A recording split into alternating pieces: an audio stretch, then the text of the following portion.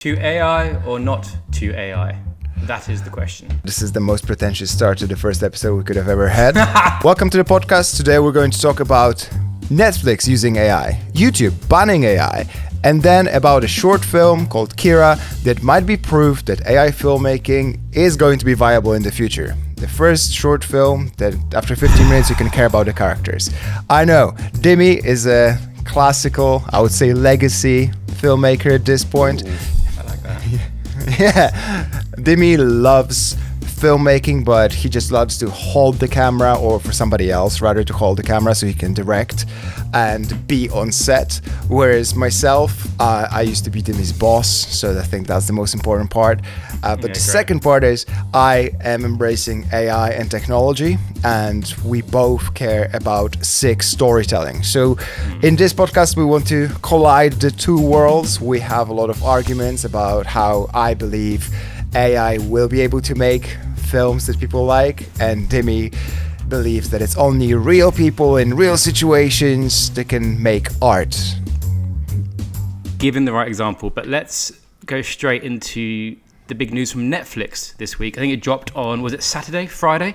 Where a film was, indie sci-fi film from Argentina, utilized AI to speed up the VFX process of a building in Buenos Aires collapsing using AI. Now, this is the real meeting point between you and me, because yes, it's serving the story and the filmmaker can make their vision come true, but then the age-old argument is you're taking jobs away from VFX artists who would do this. Now, what's your stance on this, Mick? Well, my stance is really simple. Unfortunately, filmmaking and the whole industry is called industry because it's based on economics. People make content to make money off of it. There need to be people that pay for content, and then you have a limited amount of money to make said content. And it brings up the question, would you rather cut out the shot out of the movie completely because you cannot afford it? Ted Sarandos said that was the only way to have a shot like this in the film, because it saved 90% of the cost. It was executed way quicker than it would have been done using traditional methods. So I believe that this is good for the industry. Everything that sped up our workflow and enabled us to put better and better shots in our movies is a win for filmmakers. Unfortunately, the industry is like thousands of people that are electricians on set, people that do logistics for filmmaking, and people that do visual effects, actors, everybody else. It's a massive machine with thousands or tens of thousands of small cogs in said machine. So yeah, some of the cogs are going to be replaced, and some of the cogs have been replaced before. As we talked about this, Walt Disney used to be that you had 200 animators sitting in a room drawing an animation. Now nobody cares that this is done with a computer. Rotoscoping, any other technique is AI assisted nowadays. I see this as a win for filmmakers because now we can get any shot that we want in our movie and not be constrained by a budget. It's going to really pain me to say, and I don't like the fact that the first point we're talking about on our podcast is about you and me fighting. We won't be fighting because I agree with that, and you know why. Because I myself made a short film last year where I had a big hole in the middle of the film that I wanted to do, and I did resort to AI doing it. AI doing it, yeah. Which banned you from festivals. That's a good point. Which I got so many disapproving email rejections when I paid the $60, $80, $90 fee for the bloody festival, saying this doesn't align with our values. So that's one other thing. But I agree. This serves a story. I think this is the reason I agree with this. The reason I like this is because when you come up with a film idea, you let your imagination go wild. Normally, you're constrained by your budget, your time, your circulation. But if you are thinking, I've got this really cool shot that I want to get, I can use AI. And that's fine with me because of one reason. What I've seen of that snippet on Instagram is just buildings and environmental collapses. So that, I agree with you, but it's still not going near our little, but human face is human character. So that's why I'm very much in the camp of this one. This is enabling a filmmaker, an artist, an auteur to make his vision come to life. That, for me, is a positive because yes, I'm a traditional filmmaker. I love it, but I'm not ignorant to the fact that things cost money, you know, things cost money to make. So that is why I'm in the camp with VFX. I have a lot of VFX friends who will hate me for this, but like realistically, if I'm trying to turn a film around in a month, 2 months, I'm on a shoestring budget. Perhaps I've raised money on a crowdfunder. You know, I have limited resources. This I do agree with, but still on the fact that that film is probably surrounded by honest, human performances which drive the narrative. So this is just propping up the narrative, and it's allowing a filmmaker to, you know, make their vision come true, which I wholeheartedly support. Yeah, and as we know, without, you know, the human being in front of the camera, you cannot really make a movie. So, you know, we all know about those box office bombs like Avatar, Toy Story, Up, any Pixar Motion movie. capture Finding Nemo could have been such a better movie if we actually had a human being dressed as a fish. Let's be honest, that would have been art. Yeah, but what you're forgetting is, okay, in that Disney process of making a Pixar film, all right, it's human voices. Ellen DeGeneres as Dory, you know. You've got actors who act on screen but also have voices that are immensely powerful, and they can turn in a nuanced voiceover performance. You know, the human element is there. Yes, they are doing facial expressions, but going back to what you said about Avatar, like, that is literally the most motion captured thing ever. That literally every movement of the characters are based on their physical motion capture, the motion capture of their face and their expressions when they talk. You know, we see the dots all around their faces to capture key points, eyebrows moving, lip quivering, cheekbones rising and dropping. Yes, but all that still comes back to it was a human at the core of it. Pixar, human at the core of it. Avatar, human at the core of it. That's where my argument comes into. You can dress it up as an animation, but still you go back to the bare bones. It's human. It's a person. Yeah. It was all driven by humans, same as like the animated ones, right? Where there was no motion capture and it was basically all made up from drawings. But it was made by humans. So we do agree that to make something that actually resonates with other humans, it needs to be evaluated by humans. I think that is true. That's why when you create something, you can relate to it, you test this with audiences, and if people, you know, react to it, then it's a good story. Ultimately, I think the tools themselves, going back to Netflix, the tools themselves don't really matter to the audience. The audience cares about just one thing. Is it a good story? Do I care enough that with the abundance of content fighting for our attention, do I want to turn this on and watch the next 8 episodes of whatever that is? And the economics of the industry, unfortunately, as we know, the industry is in trouble. Yeah, the industry is in trouble, and so many people are out of jobs. People have been out of jobs. We know personally people have been out of job for more than 12, 18 months. And this is not going to get better, especially with AI further eliminating the tedious tasks. I still love the idea that when I go to Greenwich University and I see the new Marvel movie being shot there, it's an amazing large production. It feels good. But this is us being, you know, we love the process, right? But is the audience going to care? If for the audience there's no actual discernible difference, will they care? For Netflix, this is the first major kind of stepping over the line where every exec is watching really closely. How is this going to play out? Because let's be honest, after this one shot, the next show is going to have 10, 100, 1,000 shots replaced, right? But my question is, if that makes the shows that we watch better for the audience, isn't that a win? Because we've seen, it's not like Hollywood, and it's not like everybody in Hollywood is so incredibly original. Right? Like we've seen a remake of a remake. We've seen everything looks the same, feels the same nowadays. So I personally have seen AI content recently that is more creative than anything that has been done in film or cinema in the last couple of years because of how homogenous and risk-averse cinema has become, right?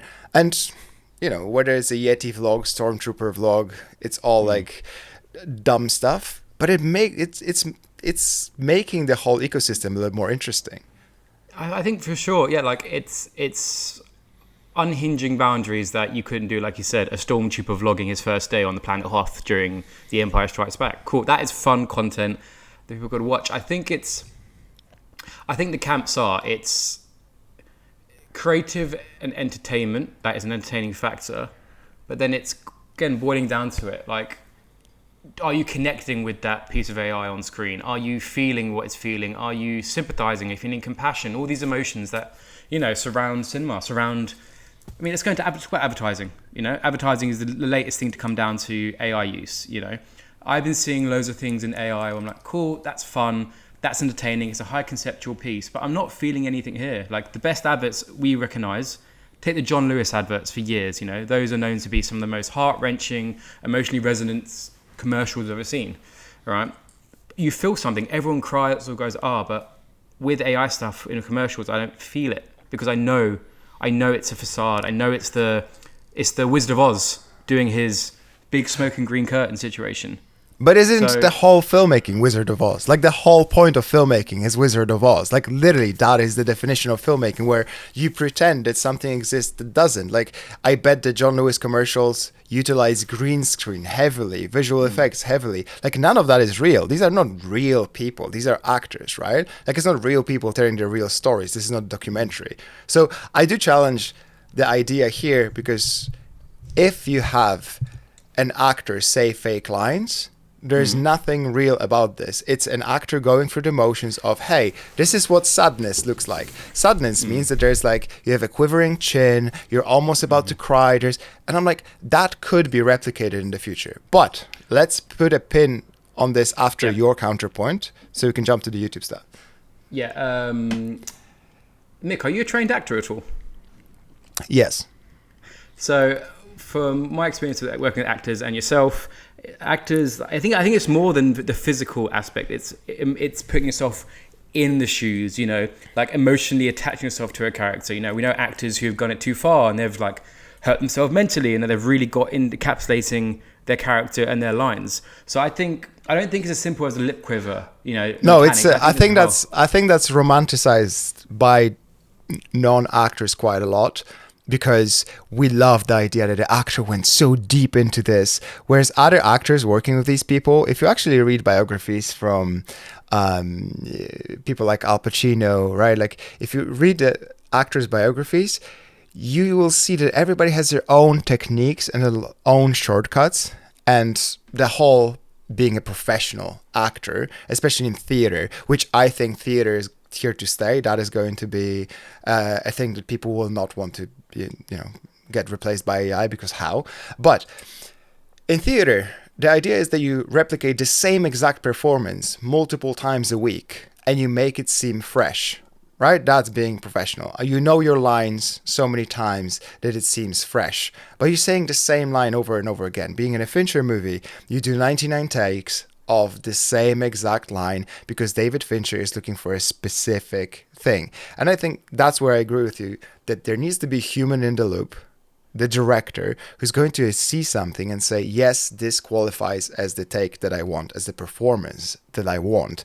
But so many times I talk to actors who, and I've seen like interviews with actors, especially older ones that have done this for so long, that they know that, for example, if you want to seem like you're thinking, you just look into the camera or just off camera, wherever you're supposed to look, and you just count your teeth with your tongue.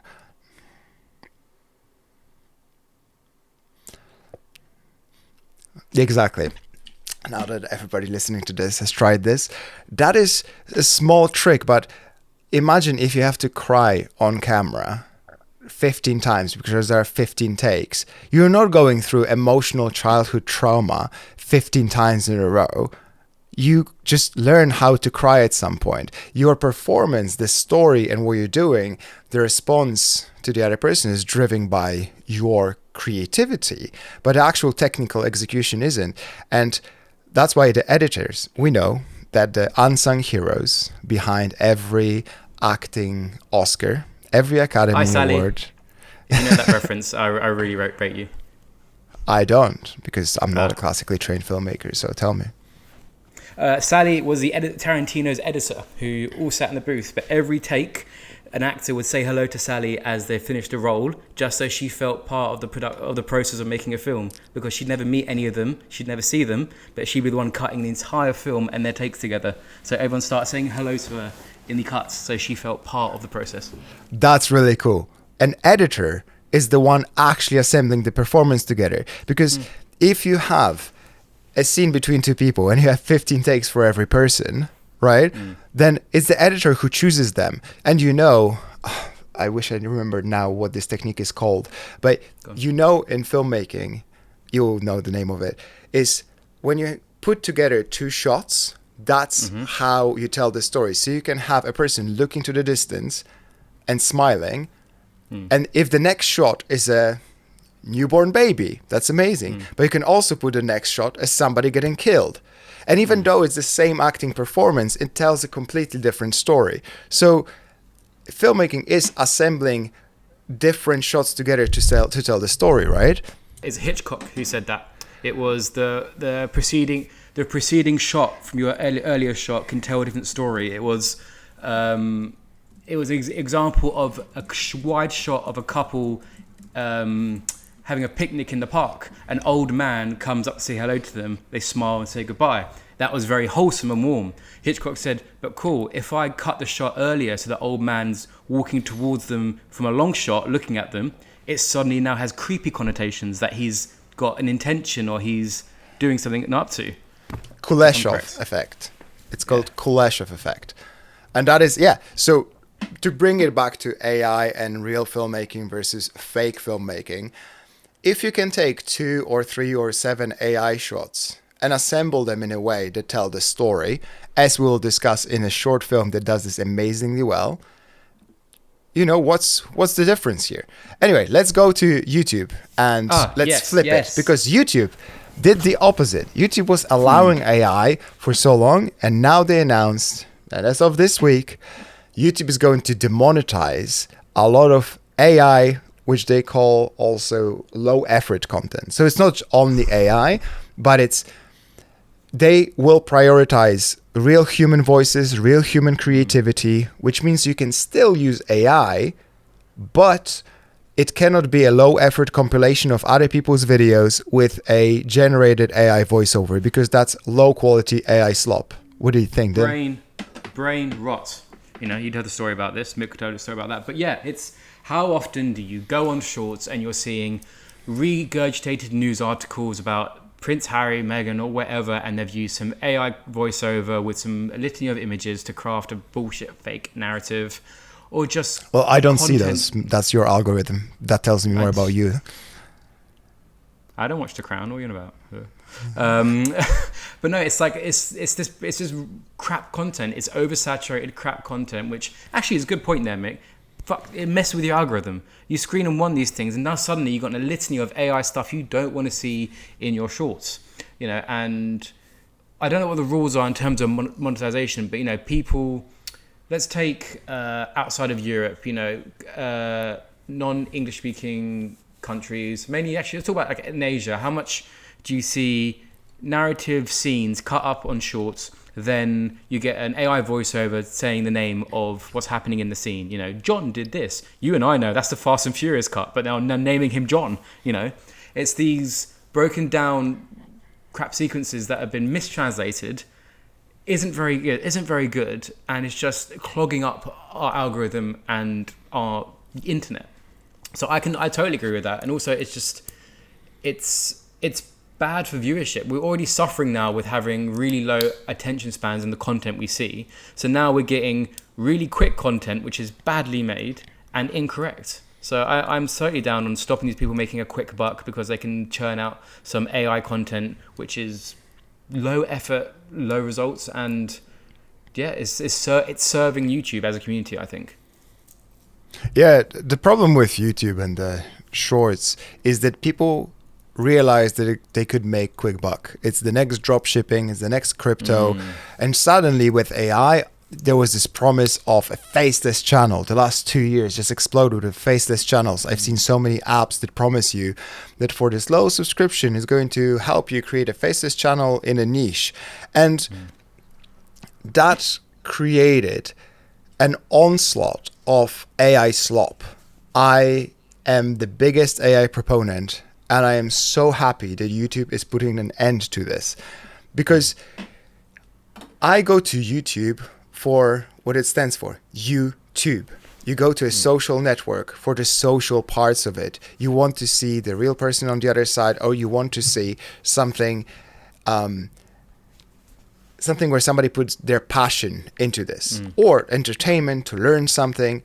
They're not banning AI en masse. This is not a blanket ban on AI, because there are amazing uses of AI. Like I said, the Stormtrooper vlogs are just funny. Like, I like to spend 5-6 minutes watching this because I find it hilarious. And this is the type of Star Wars that I would have loved to get from Lucasfilm, but I will never do, because that's not on brand. So that unlocks a lot of fun content, but also any low effort content shouldn't be monetized. And usually it was the case where the low effort content, people would just not watch it. But because on shorts, the way that they qualify what counts as a view is so low, it's like 1 second, 3 seconds at this point, and that just qualifies. Yeah, they just lowered the time recently. And I'm like, 10 million views to get monetized on shorts could mean something like 30 million seconds, which is not that much in the grand scheme of things. I went to monetize my YouTube channel. I just made long form videos because people didn't connect with me, with what I'm doing, with my opinions. And they spend 10, 15 minutes, 20 minutes with me discussing a specific topic, right? Whereas with shorts, you're not building a brand and you're just trying to get random views from kids. And that is something that I've seen, and it really deeply impacted me when I was traveling with my family. And we were on a bus and I saw a mom give her probably 5-year-old son YouTube. She gave her iPhone to her son, and he was watching YouTube. He was watching YouTube Shorts, and he was just scrolling through the worst type of content I've ever seen. Nothing was happening. He wasn't paying attention for more than a couple of seconds. It literally had brain rot written on top of it. Like, I'm not saying this figuratively. This is literally the title of some of the videos. It was called Brain Rot. And obviously, parents should be more involved with this. But on the other hand, if this becomes unprofitable for people to churn out because YouTube bans it or demonetizes it, then that's going to, it's like the Warren Buffett quote, show me the incentives and I'll show you the outcome. If there's no incentive to make that content, we'll go back to YouTube as we like it. Just segueing ever so slightly, because you said something which really interested me. You have your lovely YouTube channel, as we know. People come to view you. Would you continue your YouTube channel if you could replace yourself with AI? Would you? Why wouldn't you? Or why would you and why wouldn't you? So I would say there are scenarios where I would like to replace part of myself with AI. And I'll give you a very specific example. In the beginning, when you start recording, as you know yourself, to record a 20-minute video might take me an hour and a half to 2 hours to be on camera, because I really care about getting the take right. I really care about getting the sentences right so I can string them together. And if it takes me an hour and a half, and after that an hour and a half session, okay, now I need to sit and edit it down to those 15, 20 minutes. That is hours and hours of work. And I sit down, I start editing, and unfortunately my environment where I film might change over the course of the day because, the sun changes, whatever changes. And now if I want to insert a specific sentence or a specific transition in between, and I didn't record it, I don't have it. So now I wish I could use AI to just use my voice, use my likeness, and just insert that missing sentence. So that doesn't replace me as a host, because again, there's no point building a faceless channel. There needs to be something unique about you and your channel for people to follow, for this to have value. If everybody can have a channel, then that means that we're going to be flooded with a million channels with no value. If something doesn't cost anything, then it's not worth anything. So now take that everything you just said there in that little box, right? About what we talk about, the whole crux of this podcast. A faceless actor, a faceless director, storyteller, and people aren't going to connect with it. You see, I disagree. You see my comparison there, because like you've taken YouTube, where like people want authenticity, they want a character, they want to connect with you, Mick, the owner of this channel, and they want to come back to watch you. Now, how does that not apply differently to, say, a short film, a feature film? Because film is the opposite of YouTube and authenticity. Nothing about film is authentic. The whole premise of a film is that you take something that doesn't exist in real world, somebody's experiences, these are not real experiences. You create a fake character out of nothing. And I know the word fake sounds harsh, wrong here, but it is. Like, if you create a character in a book like Harry Potter, I'm sorry, Harry Potter doesn't exist. I hate to break it to you, but he doesn't exist. So, Mom, if you take I don't live at home. I need to really clarify that one really quickly. I'm a grown-ass man. I live in my own flat. Go on. If you take a character and that character doesn't exist, now you need to create a believable world for that character to exist. If you like the CGI sets, or even let's say it's a real actor in a real house. Guess what? An art department creates somebody's apartment. In Friends, you watch Friends, but they show you an exterior of a New York building, but the actual sets are in Los Angeles, right? But they trick you. Even though you know that when you watch the show, you still get tricked that they are in New York. So by the very definition, all of it is fake, right? Like, all of the filmmaking is fake, and it's just making you care about people that don't exist. Whereas YouTube is the opposite of that. It's creating something exciting, but part of the allure comes from the fact that people exist. But this is a point that you made. There was a good point that you made to me before, which is people were still going to go to see movies because of recognizable actors and celebrities. Yeah, you caught me ahead there. Yeah. Come back to it. I will quote Almost Friday, because that's another YouTube channel where there aren't real people and they are making amazing content, which you introduced me to, and I love. So we'll pin that for another podcast another year later. But yeah, I will go see a Tarantino film because I know X, Y, and Z actors are in it. I'll see a Scorsese film because, they're too long. I'm pretty sure De Niro, Al Pacino, or Leo will be in there. I'm going for repeat visits because I like the craft of these actors. I like their craft. I like the characters they bring to life. Same reason I'm tuning into Your Friends and Neighbors every week, because I want to see John Hamm play a character who's in these situations, and that's John Hamm for me. So yeah, I will pay for that, but I don't think I will ever pay to go to the cinema or rent something on Amazon Prime to go watch an AI faceless being performer. What is it? Are we classing AI? Interesting segue. Are we classing AI as actors or actresses yet, or is there a whole new term coming in? That's something interesting to visit. But I'm not going to pay for actors. That. Yeah, well, I'm not going to pay for that. That's what you say now, but it used to be the same thing with people being too snobbish about seeing something on digital versus film. We went through the same exact thing where people said, "Oh, I wouldn't pay for YouTube," and people pay for YouTube Premium. Then, because why would I pay for content that's supposed to be free? Then we had DSLR revolution where people started shooting stuff on smaller cameras that were accessible to consumers, and filmmakers were like, no, the film can only be shot on a cinema camera. What is this? And now we have small cameras and smaller bodies being used on actual film sets. So I think this is the progress. It's only because you know that this is AI. It's because you know that there's some AI used. And this is our bet, and we have a £5,000 bet. Was it 5,000? Yes. So this podcast better start making money at some point. If there is a shot or if there is a film that makes Dimi care about that person, or cry, and it turns out that was AI, then I win the bet. When we made that bet, AI video was still in its infancy, whereas now we get a lot of shots that could qualify as real, which we're going to explore a little bit later. Talk to me about this film, because you've been hyping it up for ages, and talk to me about Kira. Talk about this spectacular short film, AI film that's going to change the landscape and makes you feel something, because I watched it and I would love to hear your views.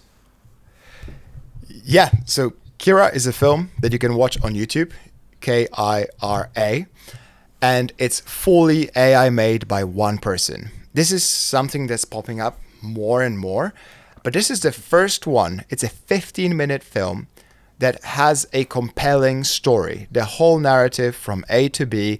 It has a main character. I don't want to reveal too much, but basically the premise is that there is a singer who was popular back in the 50s, 60s, and they take her chewing gum and they clone her to bring her back in the 2000s. And then we see what happens to a clone of such singer. And there are a couple of interesting ideas: how the society perceives clones, how the society wants or rejects her music, and what does she go through as that clone.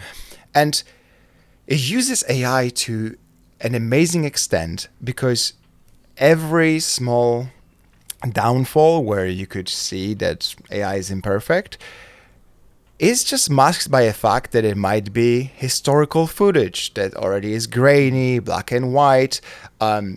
They mix shots together in a way where they cut away as soon as the shot would have gone weird.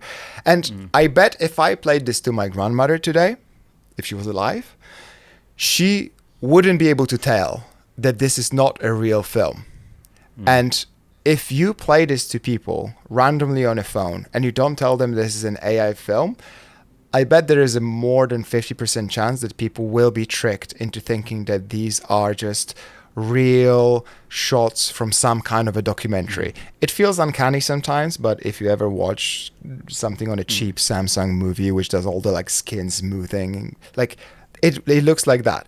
So why we will analyze this movie in the future is because it's one of the first fully AI made movies by one person that is a compelling story. And I cannot say that I really cared about this character. I cannot say that I was like crying at the end, but it made me think, and I watched the whole thing. If I didn't know that it was AI, I would have still watched the full thing. And for me, that was the test that it needed to cross. So I'm going to be very honest with you. I watched it the first minute. I clocked it immediately, and you're going to hate me. I skipped through. I did the YouTube 10 seconds, because I was checking in. I was doing it 10 seconds still. And I think that's, for me, the sign of a good film is that you don't want to do that. You know, you don't feel like, oh, come on, I just want to get through it. How many times have you, like, you know, you've watched something and like you know where it's going and you want to get to the point, so you skip through it quickly. No, yep. And that's what I did, and that's what failed for me. Is like I didn't care immediately. It looked great. The meta filmmaking about what it's about, AI, a film about AI being used to construct an AI character who then is told they are fake, and even though being fake, you're not better than how you used to be. All that meta narrative is great. I'll give it to the writer who made that, but I don't care. I literally, like, I was like, I got to the point now where I feel almost a bit angry that I'm wasting my time watching something which has been generated. You know, I'm not feeling it. And I know that's hypocritical from me, for someone who made a short film and used AI in the middle of it for the VFX. But I don't know, I'm not there yet. I can't put my finger on it. It's the words, I know it sounds dumb, the word soul has been coming up a lot in my brain when it comes to it. Like the soul of something, the soul of a piece of art. You know, you see a painter's tragedy, pain behind a piece of artwork. I'm not seeing anything behind this AI. I think that's why it's losing me. I'm not seeing anything that makes me feel there's another person behind this bringing the emotions to life. And I think that's what it comes down to. The techniques are amazing. This was it, $900 of credits? Yeah, something in the hundreds, yeah. Yes, $900 of credit. Great. I mean, you've just brought down your production fee from, you know, whatever Premiere Pro costs per month, $58 pounds a month plus £900 to make this. You're making a short film for under £1,000, and you're only limited by what AI can do, which is great. But at the same time, I'm not compelled. I'm not compelled to keep watching. I'm not compelled to watch this cakey faced VO3 lip sync that isn't fantastic, to spend my time doing it. And I think that's what it is. How many actual shorts on YouTube out of your own volition have you like finished without skipping from other people? Just people making a short film. Yeah, that's what I thought. So my point here is that if that film was a short film at a short film festival that you were sat in the cinema and you had to sit through, like I had to sit through yours, right? So when you said that in a way I didn't like. No, so let me be clear. So there's no thing. I was forced to sit through your shit movies. So you funded it. You gave me £100. Yeah, I'm giving a hard time. But let's be honest. A lot of the short films at a short film festival, if you go to watch any... I mean, I've been to loads, yeah. If you go to a short film festival, let's be honest, nobody watches other people's films. People go there because they submitted their own. And it's because making a short film that other people care about is extremely hard. That is why there's only 0.001% of the people that then get an opportunity, like the director of Whiplash, who made a short film. They showed it at Sundance Film Festival. Somebody likes it, and then they fund the feature film version of it. Then you had Wesley Wang with his film that he put on YouTube. It got hundreds of thousands, if not millions of views at this point. And then Darren Aronofsky. It was Darren Aronofsky who reached out and he told Wesley Wang, do not go to Harvard. Let's make this movie. And he's making a feature film. But that is the life of an artist. You will make 1,000 things that people don't like. And it's not like everybody's going to like your movie. Even the best movies in history have haters, right? Oh, yeah. The question that I'm asking is not whether you love a movie or not. And I'm, maybe disappointed that you didn't actually watch the film that I sent you to analyze for this podcast. But we have to take an objective stance at some point, right? And say, okay, if this was made as a short film without AI, you probably wouldn't have cared either, because it showed up on YouTube or I sent you a link and you're like, oh, okay, I'll just like skip through it, right? But if you take out the AI, that's, I think, how we should be approaching this at this point. Ignore the technology behind the film and see, does it stand on its own as a film? And at that point, we will be able to evaluate whether these AI films have any future. I think, honest, hand on heart, I think that AI films have just now, with this production and a couple of new ones that I've seen on Twitter recently or on X, we have crossed the chasm right now. We are on the other side, where these films are only limited by the abilities of people to do great storytelling. Because let's be honest, they look better than the films from 1960s. And people still watch. No. Go on, don't give me... They do look better. They do not look better. Are you going to tell me... You're going to tell me... that the CGI effects that I can get right now from VO3, are they better than the ones in Star Wars original version from 1977? Yes. The spaceships look better. So, but... That's the point. Even though the technology can get better, it cannot replace storytelling, because you love The Whale, and I'm not talking about your mother. I'm talking about the film with Brendan Fraser. Oh, we can do this in the podcast now. Okay. I didn't know. I was cool, because when you said my grandmother, if she watched this, I looked down straight to hell, and you didn't notice. So let's go on that one. All right. So back to where we were. The Whale. Yeah, you love The Whale, and it released at the similar time as Avatar 2. And we had a big discussion because you hated the fact that I liked Avatar 2 and I hated the fact that you liked The Whale. Because, and they couldn't be further from each other, even though they're the same, they're films, it's the same medium. They couldn't be further from each other. One relies heavily on VFX and features basically 90% of computer generated imagery. And then the other one is basically people talking in one room.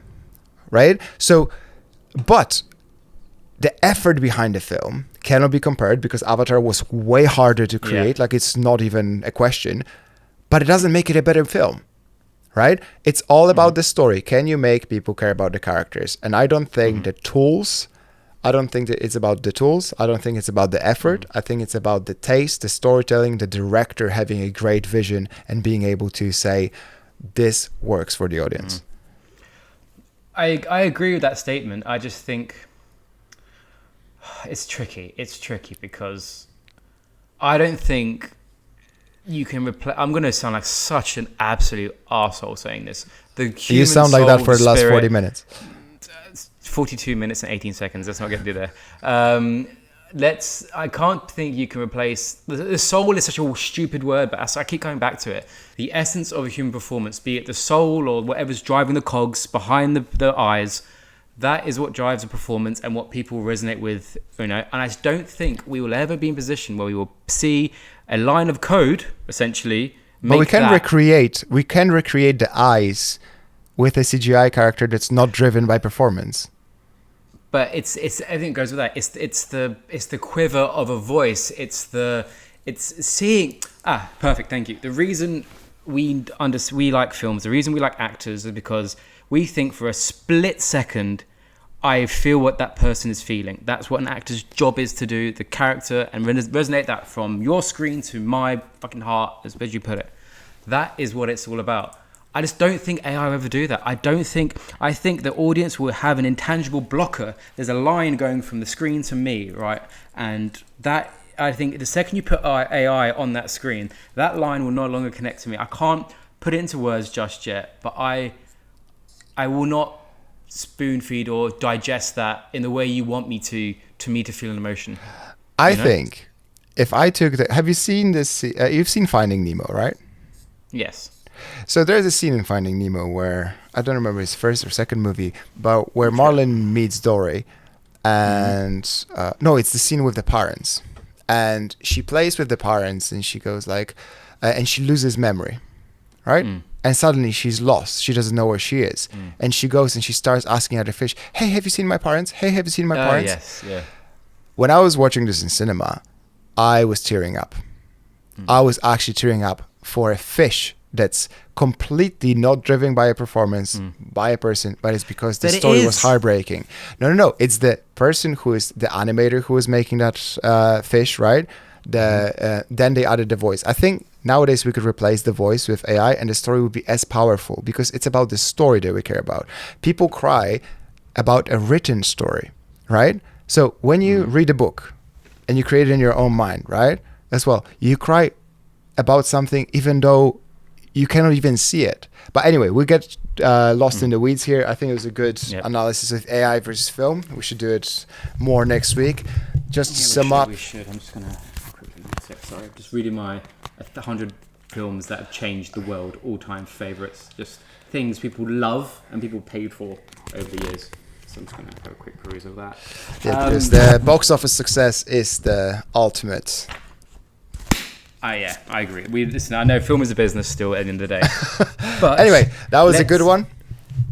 Not yet. Oh, jeez. Okay, I want to be. I have something for you. Yeah. I would like to present something to you. Oh, is it going to be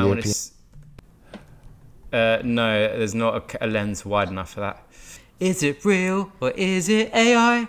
You know, there's little TikTok things they do with voiceovers. That was my attempt. See the human one? You resonated more with it. Do you see this picture of Arnie? Yeah. Cool. All right. Which one of these images is AI? Oh, this is actually really hard. The big problem with this is that I have seen computer-generated like model designs that are also indistinguishable from reality. So both of them feel to me like they could be also just modeled in 3D, but let me just see. Okay, so in terms of lighting, is there anything that tells me anything about the lighting, the ears? No. The hair? No. Is it the shirt? Is there any anomaly that I wouldn't... Wow, is this actually AI? Which one? Yeah, one of these is AI. So... Okay, wait, maybe... I think the AI one is the bottom one. Why? Because it on my screen it comes across as sharper, so there's more detail in the skin. Yeah, I would say the bottom one is AI. You, sir, are correct. That is AI. This was an article I pulled from the Times, the New York Times. I didn't catch what film it was because it made me want to subscribe, which I'm not paying for the New York Times. But the bottom image is AI, and the top one is real. I think the reason I agree with you, it's the light. For me, it was the lighting. You know, think about when this was shot. This is Arnie in his heyday, so it would have been what? The 80s, early 90s. Okay, but you know time. that. But now imagine showing this to somebody else right now without any of the knowledge and saying this was shot yesterday. I would have gone the real ones being up top. Just because the lighting. Just look at that. Look at that lighting. It's the bottom one's more contrasted. It's more moody. You know, that's just color grading. That's just color grading. But I'm just thinking about, you know. Okay, so I'm gonna look at this image. Okay, I'm gonna do one first thing. It's Arnie. Cool. He is young. When is it shot? Okay, fine. My brain would have said, okay, in the 90s, they were not, or 80s, they were not doing lighting shots like it is in the bottom. The top for sure. So it's a bit flatter, probably shooting on film, and the lighting gives that. Whereas this bottom one feels like someone took that top image, ran it through an AI process. Can you make AI make this dark and moody and cinematic? And that's what it would have pulled out as a prompt. That is what I think. Okay, so basically if the top image was brought down in exposure, you would say that this is real. Because, let's be honest, the actual lighting on his skin is perfect. It's the exact same hotspots, the shadows are perfect. If I just showed you this image with no context, nobody would be able to tell that this is not a real person. Like, the skin is, for me, a bit too detailed for how they would have captured something. Usually the lenses are not that sharp. People don't shoot that sharp. Do me a favor and look at the bottom image's left eye. Yeah. What are you noticing? Nothing, I don't know. It's very small. It's messed up. Oh, can I zoom in? There you go. For me, that pupil is messed. Like, see how that's a bit rounded? Okay, but that's you're talking about one frame zooming in on one. But zooming on one frame, in motion, indistinguishable from reality. Very good example. Yeah, thank you for proving my point. I'm already spending the money you're gonna pay me for one AI. I'll show you an AI film, and you'll be like, "This was good." No, it won't. So wait, hold on. So the score is Mick has guessed this week. He has guessed the correct AI because he has seen the difference. Therefore, proving my point that you can tell the difference. God damn it! I kind of. You kind of. Yeah. All see, right. foot, gun, bang. 1-0 to Dimitri. Thank you and good night. All right. See ya.